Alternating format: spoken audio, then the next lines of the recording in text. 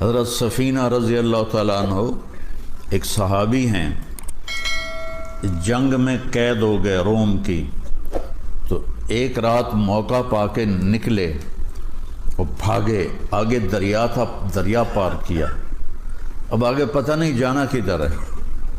سامنے شیر آ گیا، شیر نے تھوڑی اپنی آواز نکالی، دھاڑا، تو وہ کہتے ہیں ایھا الاسد، اب تو کہو گے کہ مولوی صاحب پتہ نہیں کی گلاں کیتی جاندا، یہ ہوا ہے اے موبائل نہیں توڑا گلاں کردا، کبھی کسی نے سوچا تھا 30 سال پہلے؟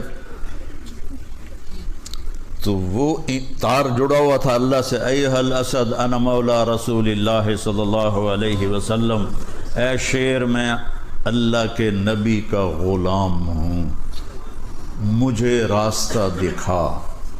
تو شیر جعل یبسبس، یبسبس ہوتا ہے کیسے اپنی دم ہلانا، دم ہلانا ہوں ہوں ہوں ہوں ہوں ہوں ہوں کرنا، جیسے گھر میں پالتو کتے اور ایسے اپنی دم ہلاتے ہیں، تو شیر ان کو آ کے ایسے اس نے دھکا دیا اور اپنی دم ہلانے لگا اور آگے چل پڑا۔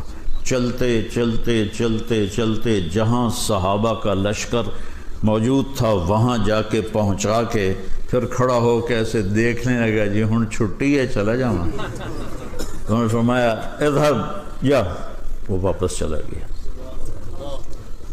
یہ عزت ملی ہے در مصطفیٰ سے۔